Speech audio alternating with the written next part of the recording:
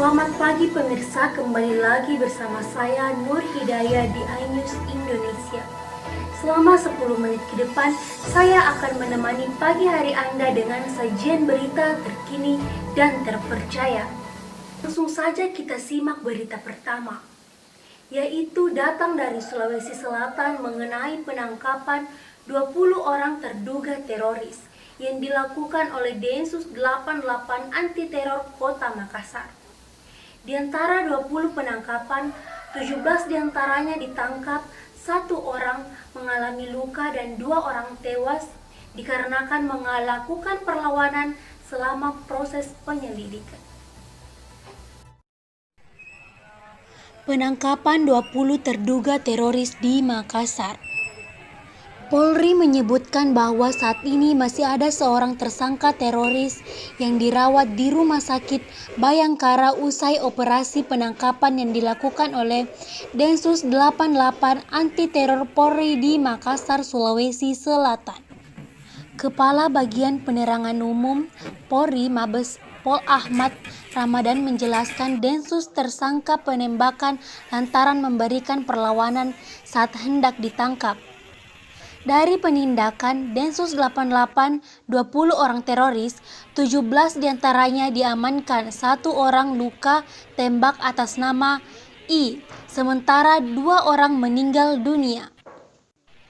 Dijelaskan juga bahwa 20 teroris tersebut awalnya sudah terdeteksi sejak tahun 2015 di Pondok Pesantren Ar-Ridho pimpinan Ustaz Basri.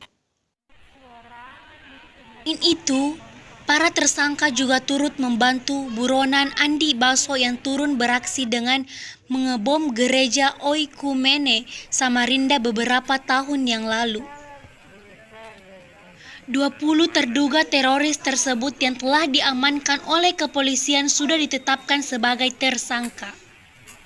Pihak keamanan dari Densus 88 Anti Teror Kota Makassar dan kepolisian terus melakukan penjagaan di sekitar lokasi penangkapan teroris tersebut.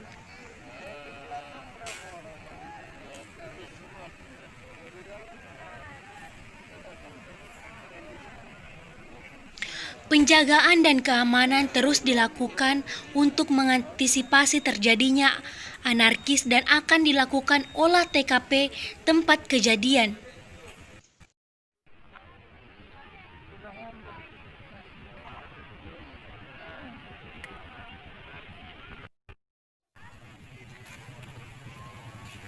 Sejumlah barang bukti ditemukan pada lokasi penangkapan 20 tersangka teroris tersebut. Hal itu akan dijadikan sebagai barang bukti yang nyata saat penyelidikan sedang berlangsung.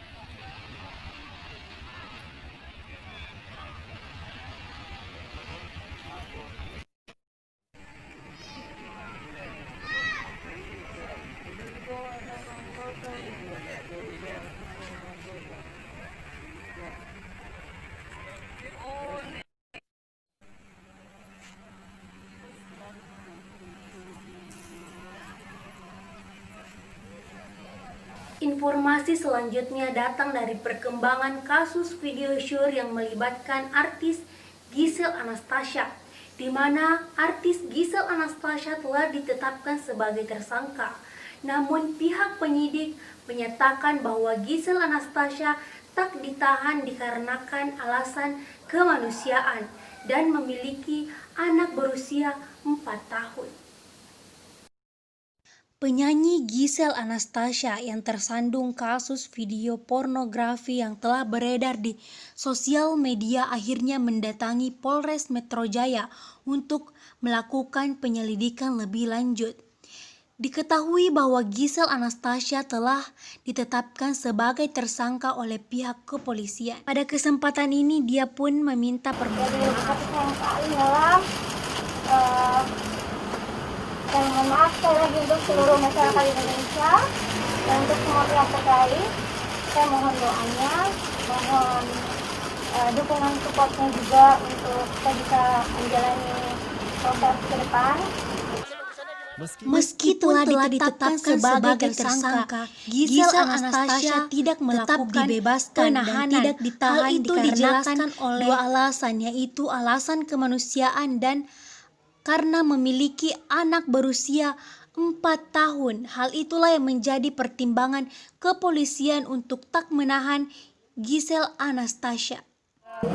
Itu saudara, berdasarkan kemanusiaan, anak yang bersangkutan masih umur 4 tahun lebih, perlu bimbingan daripada orang tua, khususnya ibunya sih, sehingga tidak dilakukan penahanan.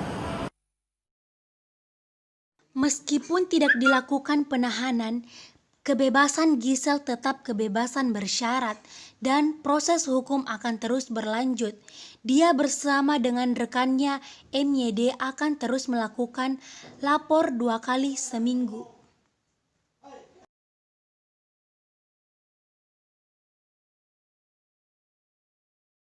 Program vaksinasi yang akan dilakukan pemerintah untuk mencegah penularan COVID-19 rencananya akan dilakukan mulai dari pekan depan, yaitu Rabu 13 Januari 2021, yang rencananya akan diawali oleh Presiden Joko Widodo sebagai penerima vaksin pertama. Setelah itu akan dibagikan kepada 34 provinsi yang ada di Indonesia. Program vaksinasi COVID-19 yang direncanakan pemerintah untuk mencegah penularan COVID-19 akan segera dilakukan, yaitu mulai Rabu 13 Januari 2020 dengan penerima pertama yaitu Presiden Joko Widodo. Nantinya Presiden Joko Widodo akan melakukan penerimaan atau suntik vaksin untuk pertama kalinya dan akan dilakukan secara langsung sehingga dapat disaksikan oleh masyarakat Indonesia. Diketahui bahwa sudah sebanyak 31 juta dosis vaksin untuk pencegahan COVID-19 telah berada di Indonesia dan nantinya akan disebar ke beberapa wilayah yang ada di provinsi Indonesia. Hari setelah penyuntikan vaksin oleh Presiden Joko Widodo, diharapkan seluruh pemerintah daerah untuk bersiap melakukan penyuntikan vaksin setelah disebarkan kepada masyarakat dan diutamakan kepada tenaga medis yang ada di seluruh Indonesia. Saat ini, proses penyaluran vaksin ke beberapa daerah telah dilaksanakan.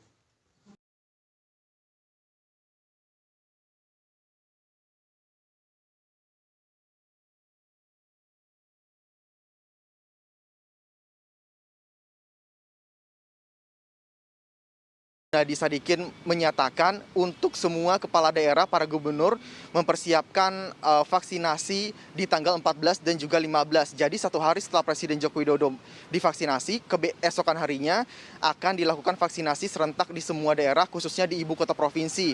34 ibu kota provinsi akan melakukan vaksinasi massal yang akan dipimpin oleh para gubernur, dan Menteri Kesehatan Budi Gunadi Sadikin meminta kepada kepala daerah untuk mempersiapkan tenaga medis yang akan menjadi prioritas pertama saat divaksinasi. Ini merupakan bagian atau langkah pertamanya karena 700.000 dosis vaksin itu sudah dikirim akhir pekan kemarin. Jadi sisanya nanti akan menyusul karena saat ini sudah ada 3 juta dosis vaksin Sinovac yang ada di Indonesia untuk memenuhi prioritas pertama tadi, sebanyak 1,3 juta tenaga medis di seluruh Indonesia.